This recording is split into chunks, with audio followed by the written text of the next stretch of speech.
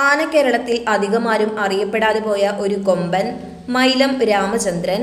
കൊല്ലം ജില്ലയിലെ കൊട്ടാരക്കരയിൽ മൈലം NSS കരയോഗത്തിന്റെ ഉടമസ്ഥതയിലുള്ള ആനയായിരുന്നു രാമചന്ദ്രൻ. അത്യാവശ്യം കയ്യിലിരിപ്പൊക്കെയുള്ള ഇവനെ കാണാൻ നല്ല അഴകായിരുന്നു. ഉത്സവ പരിപാടിക്ക് നടന്നു വരുന്നത് കണ്ടാൽ തെറ്റിവരുന്നതാണെന്ന് തോന്നും. ഒറ്റച്ചട്ടമായ ആനയ്ക്ക് പാപ്പാൻ മധുവിനോടുള്ള ഗാഢമായ സ്നേഹം പറഞ്ഞറിയിക്കാൻ പറ്റാത്തതായിരുന്നു.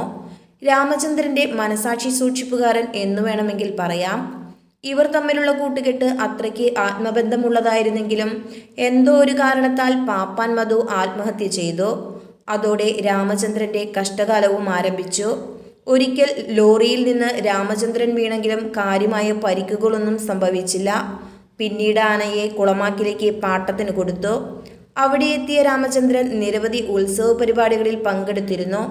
പുനലൂരിനടുത്ത് മണിയാർ അഷ്ടമംഗലം ക്ഷേത്രത്തിലെ ഉത്സവ എഴുന്നള്ളിപ്പിനിടയിൽ രാമചന്ദ്രന്റെ കാലിൽ ഒരു കുപ്പിച്ചില്ല് തറച്ചു. പിന്നീട് ആനയ്ക്ക് നടക്കാൻ സാധിക്കാതെ വന്നപ്പോൾ അഷ്ടമംഗലത്ത് തന്നെയുള്ള ഒരു സ്വകാര്യ വ്യക്തിയുടെ പറമ്പിലാണ് തളച്ചത്. നീരുവന്ന് വ്രണം ബാധിച്ച കാലിന് വിദഗ്ധമായ അലോപ്പതി ചികിത്സകൾ നടത്തിയെങ്കിലും കാര്യമായ ഫലപ്രാപ്തി കണ്ടില്ല. ദിവസം കഴിയുന്തോറും അവശനായ ആനയ്ക്ക് പിന്നീട് ആയുർവേദ മരുന്നുകളും പരീക്ഷിച്ചു. കാലിലെ വ്രണത്തിന്റെ വേദന മൂലം തളർന്നു വീണ ആനയെ ക്രെയിൻ ഉപയോഗിച്ച് ഉയർത്താനുള്ള ശ്രമങ്ങളും പരാജയപ്പെട്ടു. അവസാനം തൻ്റെ 41-ാം വയസ്സിൽ വേദനകളില്ലാത്ത ലോകത്തിലേക്ക് അവൻ യാത്രയായി. ആനക്കേരളത്തിൽ നിന്നും മൺമറഞ്ഞുപോയ ഗജരാജൻ മൈലം രാമചന്ദ്രന്റെ ഓർമ്മകൾക്ക് മുന്നിൽ പ്രണാമം.